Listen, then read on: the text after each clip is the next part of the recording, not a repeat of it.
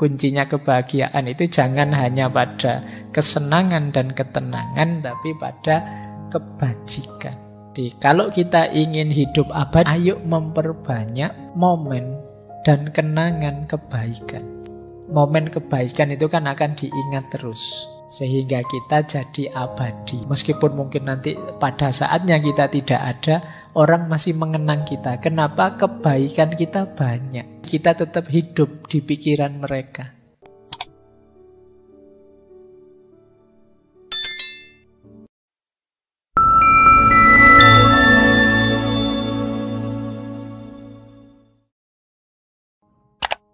Assalamualaikum warahmatullahi wabarakatuh. Bismillahirrahmanirrahim. Baik, kita mulai ya. Saya awali dari dasar-dasar tujuannya stoik yang sering dibahas orang, sebelum nanti ke nasihatnya untuk yang patah hati. Bagi stoikisme, tujuan hidup itu ya kebahagiaan. Itu nulisnya salah.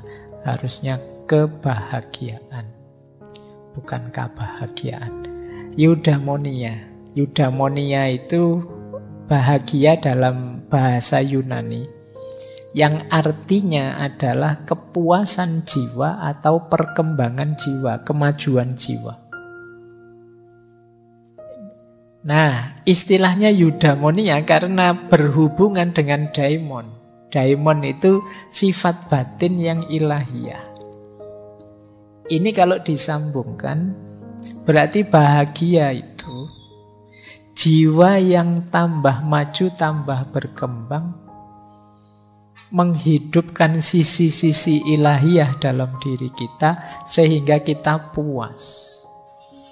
Sisi-sisi ilahiyah itu ya tentu saja kebenaran dan kebaikan.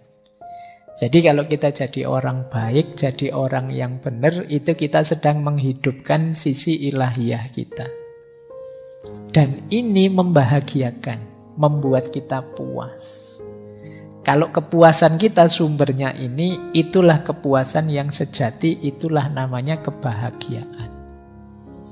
Jadi bahagia itu bukan kesenangan karena tujuan kita tercapai atau kita mendapat kenikmatan. Tapi bahagia itu kepuasan ketika kita bisa melakukan kebaikan, menghidupkan kebenaran. Inilah bahagia versi stoikisme yang dikenal sebagai eudaimonia. Ini mirip dengan gagasan-gagasannya Aristoteles dan juga Socrates.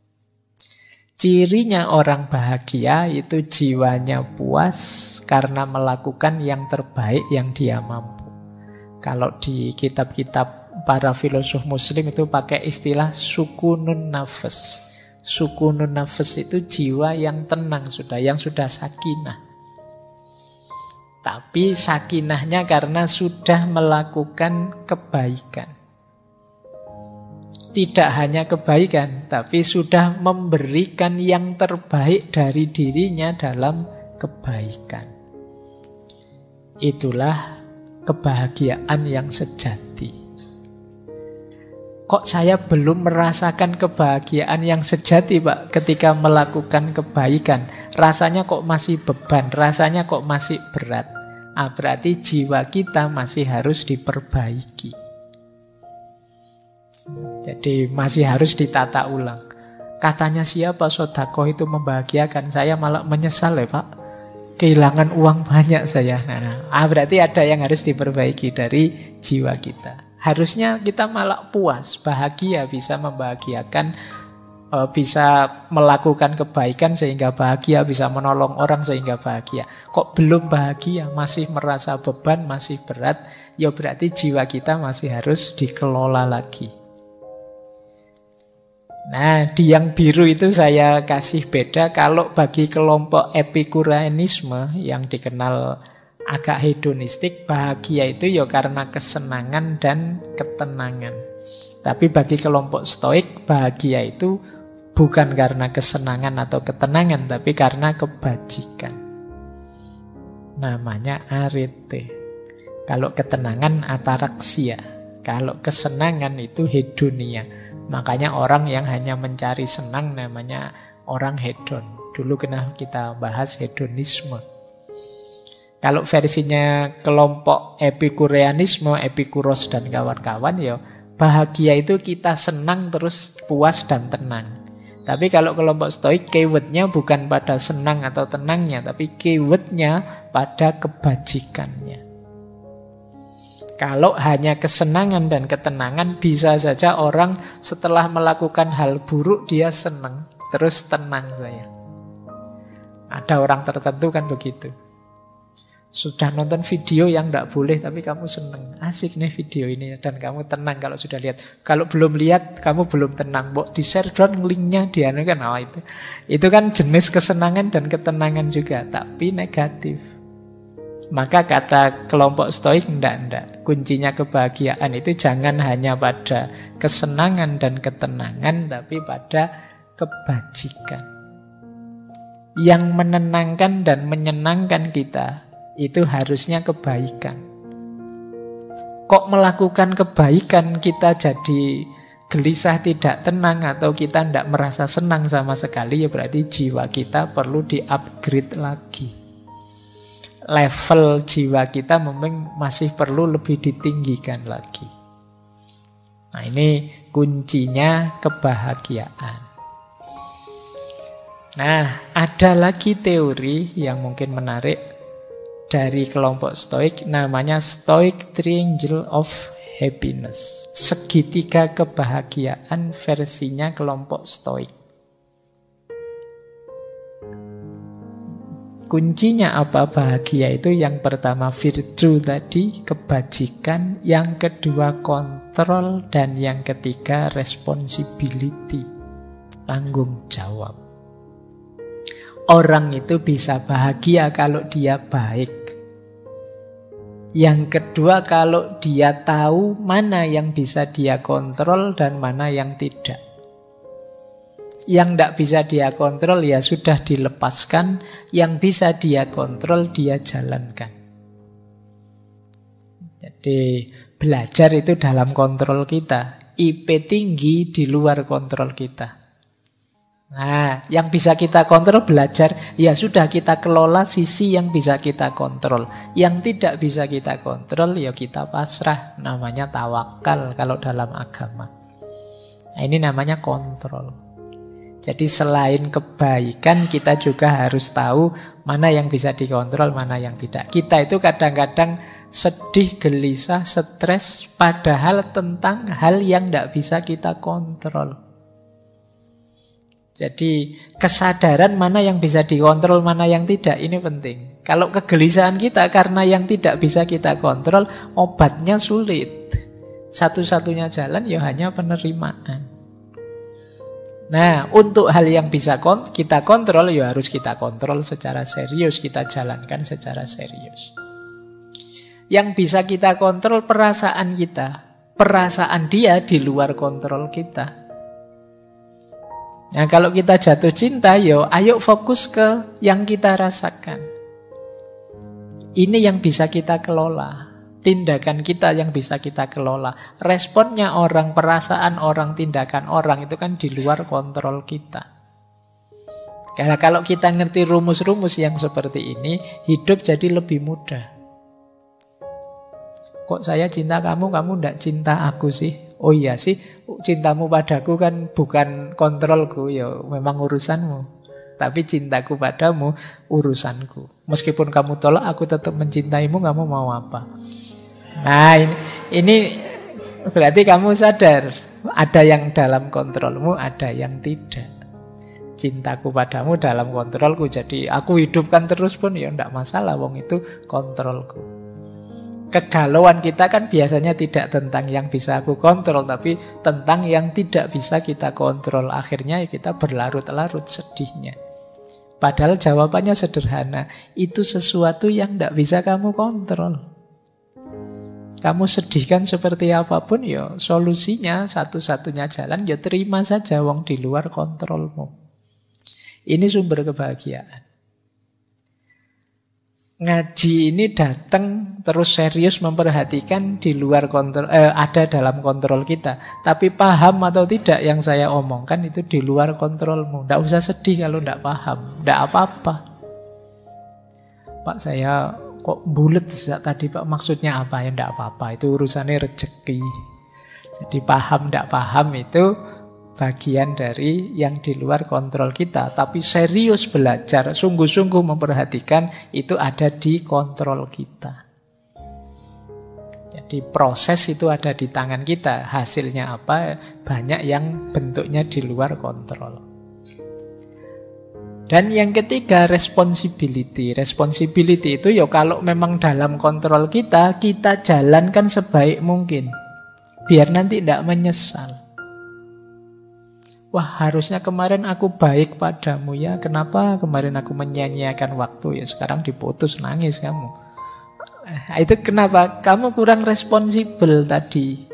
Gitu loh. Padahal kamu tahu kamu harusnya melakukan ini, melakukan itu. Kadang-kadang sukses pun kamu kurang puas karena belum total memberikan effortmu kemarin. Coba aku lebih serius lagi. Ya sekarang lulus sih. Coba aku lebih serius. Itu mungkin lulusnya tidak sekedar lulus, tapi lulus dengan cum laude, lulus dengan pujian dan lain sebagainya. Nah ini responsibility, membahagiakan. Jangan eman-eman energimu untuk melakukan kebaikan yang ada dalam kontrolmu. Jangan eman waktu, eman tenaga kalau itu memang kebaikan. Karena akan membuahkan kebahagiaan. Kita kan sering tidak bahagia gara-gara belum memberikan yang sepenuhnya. Kalau sudah memberikan yang sepenuhnya, kadang-kadang memang bisa gagal. Tapi kita puas. Ya sudah Pak kalau hasilnya begitu. Wong saya sudah maksimal mengusahakannya. Kita puas sudah. Kebahagiaan itu di situ. Ketenangan, kepuasan kita setelah melakukan ikhtiar yang maksimal. Hasilnya apa kita terima. Itu kalau dalam bahasa agama ya kita tawakal sudah. Alhamdulillah kalau hasilnya luar biasa. Kalau tidak pun kita siap. Baik, ini teori dari Stoik. Kamu boleh cari dalilnya, Qur'annya, banyak yang mendukung konsep semacam ini. Kita lanjutkan. Nah, ini juga konsep dari Stoik namanya cardinal virtues, kebajikan yang utama. Ini mbahnya kebaikan. Semua kebaikan turunan dari 4 kebaikan ini. Tadi kan salah satu sumbernya orang bahagia itu baik. Virtu, kebajikan. Nah, kebajikan yang pokok itu ada 4. Yang pertama wisdom, yang kedua temperance, yang ketiga justice, yang keempat courage. Jadi wisdom itu kebijaksanaan, tahu mana baik, mana buruk. Temperance itu kesederhanaan yang moderat, kemampuan mengendalikan diri, mengenali diri. Kemudian justice itu keadilan, kebijaksanaan moral, impartiality, tidak berpihak. Dan yang keempat courage itu berani. Jadi tidak pengecut, tidak lari dari gelanggang, siap menghadapi ujian apapun dalam hidup. Kalau kita punya 4 karakter ini, ya insya Allah kita terbawa ke ranah kebahagiaan. Orang itu yang tidak wisdom sulit bahagia. Yang hidupnya berlebihan, tidak sederhana, tidak moderat, pasti juga ketemu banyak kepahitan-kepahitan. Apalagi yang tidak adil, apalagi yang tidak berani menghadapi hidup. Makanya ini disebut cardinal virtues, kebajikan-kebajikan pokok. Nah, sebelum kita masuk ke patah hati ya, ini saya banyak sekali ditanya ini tentang Stoik. Apakah Stoik itu sejenis toxic positivity? Toxic positivity itu kan semacam menipu diri dengan perspektif yang positif. Jadi kamu misalnya habis dipukuli temenmu, terus temenmu bilang sudahlah diambil hikmahnya saja. Pasti ada positifnya kok, enggak apa-apa. Pukulanku itu membawa hikmah besar dalam hidup. Nah, ini namanya toxic positivity. Kita sering memanipulasi diri dengan cara seperti itu. Memproyeksi citra yang positif, padahal ya kita enggak merasa positif. Jadi kalau istilah lainnya toxic positivity itu semacam represi emosional. Sebenarnya kita merasa marah, tapi terus jangan marah begitu. Singkirkan rasa marahmu, mari kita ganti dengan hidup ini yang pemaaf. Jadi ya kita masih marah sih, tapi karena direpresi seperti itu tidak berani menampilkan. Akhirnya terpendam kemarahan itu. Mungkin kalau ada momen bisa meledak itu. Ini namanya toxic positivity. Nah, ini banyaklah motivasi-motivasi, motivator-motivator itu yang mengajak kita ke sini. Nah, kemarin banyak yang kritik stoik itu sejenis toxic positivity, jangan-jangan. Jadi memberi racun yang positif sehingga kita lupa dengan kondisi emosi kita yang asli. Kita jadi orang yang palsu. Marah kok tidak boleh marah, tersinggung tidak boleh tersinggung, dan lain sebagainya. Ini jenis toxic positivity. Tapi sebenarnya orang stoik itu tidak begitu. Stoik itu justru menyarankan kita terima saja dan akui apa yang kita rasakan. Bukan memanipulasinya. Kalau memang sakit, bilang saja sakit. Kalau memang tersinggung, bilang saja tersinggung. Kalau memang tidak cocok, bilang saja tidak cocok. Ya setelah itu kita kelola secara positif. Jadi tidak diingkari, tapi diterima dan dikelola secara positif. Itu rute hidup ideal versi stoik menurut saya ya, yang tak gambar itu. Jadi hidup ideal itu hidup yang disadari. Kalau sudah sadar diterima.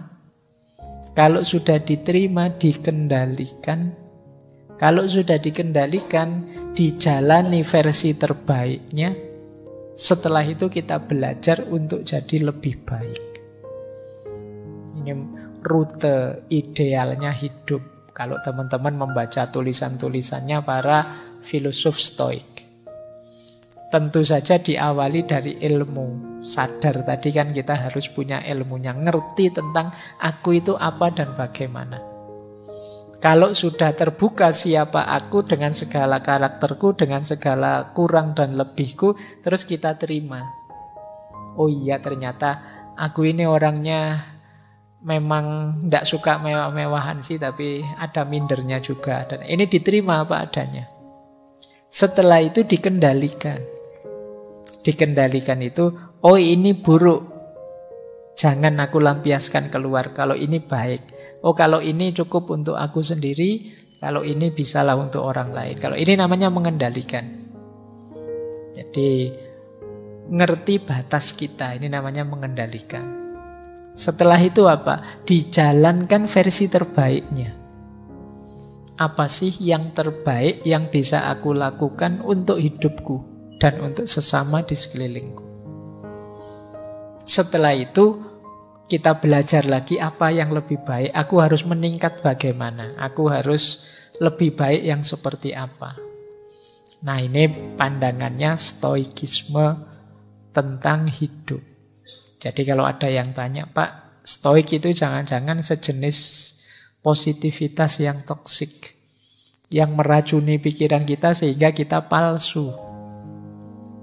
Nah, kalau definisinya toxic positivity itu adalah menipu diri.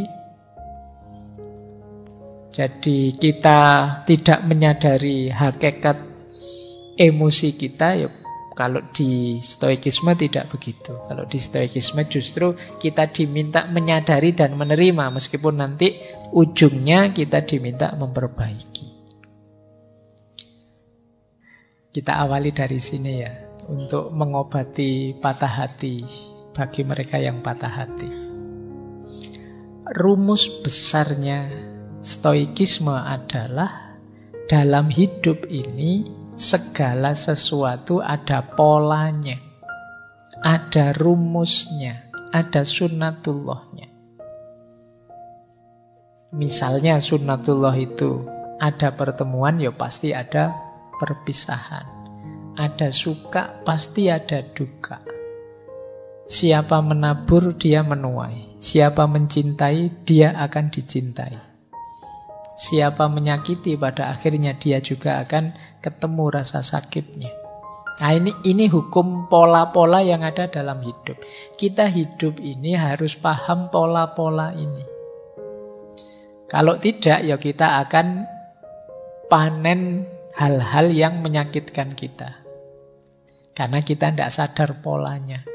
Kalau dalam Al-Quran misalnya ada pola فَمَنْ يَعْمَلْ مِثْقَالَ ذَرَّةٍ خَيْرًا يَرَهُ وَمَنْ يَعْمَلْ مِثْقَالَ ذَرَّةٍ شَرًّا يَرَهُ. Barang siapa berbuat baik sekecil apapun, dia akan menemui balasannya, merasakan efeknya. Sebaliknya yang melakukan keburukan sekecil apapun, dia pun akan merasakan balasan atau efeknya. Loh, ini pola namanya. Ini jadi rumus kita. Ya kalau kita nabrak saja, jelek-jelek sedikit, dosa-dosa sedikit, tidak apa-apa lah Pak. Ya jalankan saja, tapi siap-siaplah kamu memanen akibatnya. Ini namanya pola. Nah, termasuk dalam hubungan kita di relasi cinta. Ya seperti tadi, ada pola misalnya kalau ada pertemuan ya pasti ada perpisahan. Tidak mungkin kok bareng-bareng terus. Ini sudah sunnatullah. Ada sedih, ada senang. Kemarin senang-senang berdua, pada saatnya mesti ketemu sedihnya. Entah dalam bentuk apa. Ini pola. Nah, menghadapi pola-pola ini dalam hidup ada beberapa hal yang penting kita perhatikan. Yang pertama apa? Tentu saja ayo siap. Jadi, waduh saya kepleset ini melakukan yang buruk-buruk. Ini mesti nanti ada efeknya. Yo, harus siap-siap. Jadi, saat ini kita bertemu tapi mungkin pada saatnya kita berpisah. Yo, aku ya harus siap. Sekarang kita hidup, pada akhirnya juga akan meninggal. Kita juga harus siap. Ini pola juga. Ayo siap mental menghadapi apapun yang memang sudah begitu rumus hidupnya. Kita tidak mungkin bisa menghindar. Oke, jadi yang pertama, ayo siap mental. Yang kedua, mari kita bersyukur menghadapi apapun yang ada di sekeliling kita. Pola-pola ini sebenarnya hakikatnya sunnatullah itu ya anugerahnya Allah pada kita. Disitulah hidup kita jadi tertib, tertata, terkendali. Maka sikap kedua apa? Bersyukur.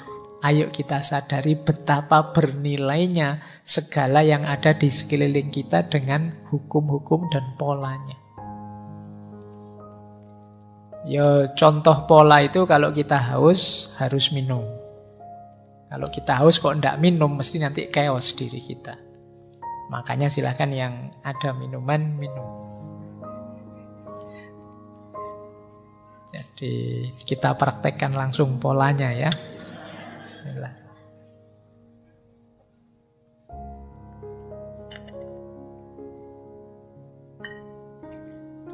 Baik.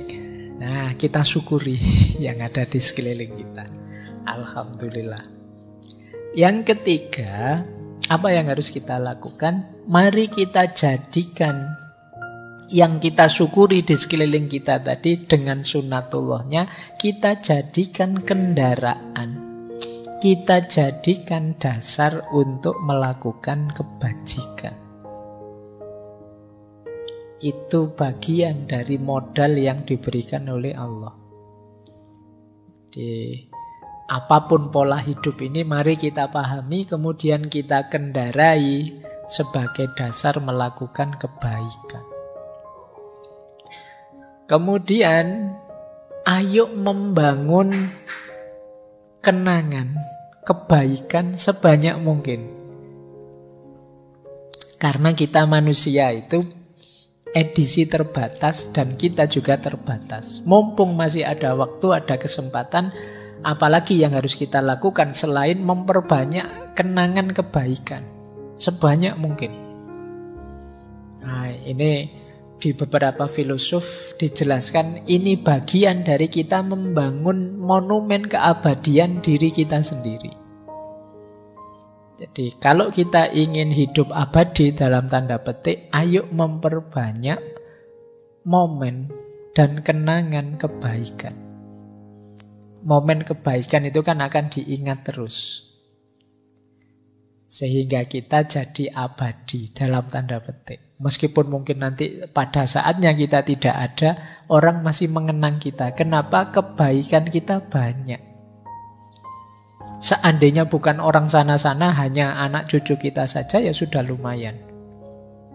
Kita kan tetap dikenang, berarti kita tetap hidup di pikiran mereka. Ingat-ingatlah sini, mbahmu dulu itu rajin sekali sholat tahajud.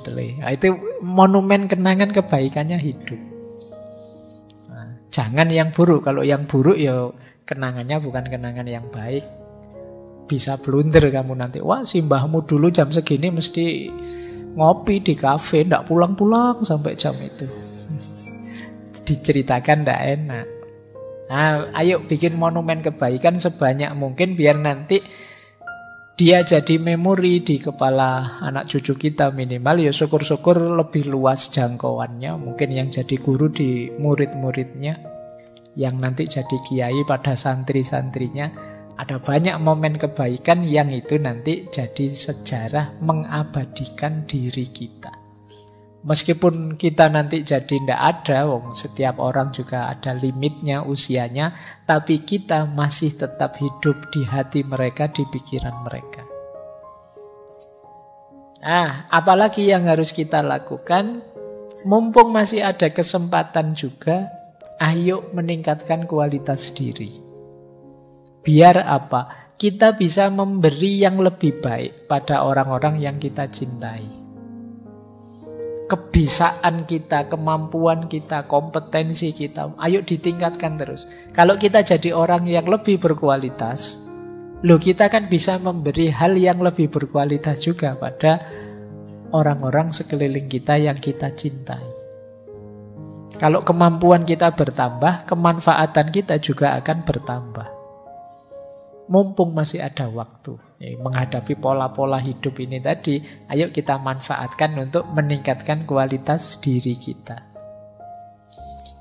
Kemudian pada akhirnya, itu tadi ada banyak rumus menyikapi sunnatullah, menyikapi pola hidup. Semua yang kita lakukan tadi pada akhirnya akan membuat diri kita jadi lebih baik. Jadi meskipun nanti jatuhnya kita ditinggal sehingga kita patah hati, tapi kalau kita menerapkan rumus ini, pada akhirnya jatuhnya juga jadi lebih baik. Kita sudah meningkatkan kualitas diri kita setinggi mungkin, ingin memberikan yang terbaik untuk yang kita cintai. Lah kok yang kita cintai ninggal kita? Tidak masalah, sekarang saya jadi orang yang lebih berkualitas. Meskipun rugi dia ninggal saya, karena kemanfaatanku nanti dimanfaatkan oleh orang lain. Nah, itu kamu jadi tambah bisa tegak.